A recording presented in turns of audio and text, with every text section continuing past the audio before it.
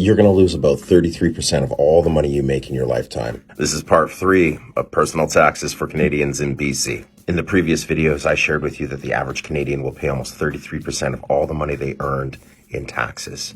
We talked about the marginal tax rates and how they work and what is considered taxable income. Now let's dive into capital gains tax and how it may impact you as an investor in BC. Capital gains tax is a tax realized on the sale of a capital asset like stocks, real estate, a business, or even crypto. In British Columbia, capital gains are included in taxable income and are taxed at the same rate as other forms of income. It's important to note that there's a distinction between short-term capital gains and long-term capital gains. Short-term capital gains are gains that were on assets that were held for 1 year or less and are taxed at the same rate as ordinary income. Long-term capital gains are gains on assets that were held for 1 year or more and are taxed at a lower rate. The formula for calculating long-term capital gains is as following. The proceeds of the disposition, which just means how much money did you sell that asset for, minus the adjusted cost basis, how much did that asset initially cost, plus any outlay or cost of the disposition,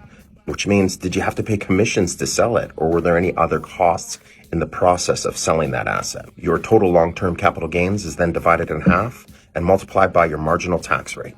And that's how you calculate your long-term capital gains tax. So for example, if you were in a 33% marginal tax rate and you had long-term capital gains of $120,000, you would only pay tax on the $60,000, and you multiply that by your marginal tax rate, i.e., you're paying just under $20,000 in capital gains tax. And that's where we're going to stop today's video, but hang tight because we still need to talk about interest tax, and don't forget dividends tax too.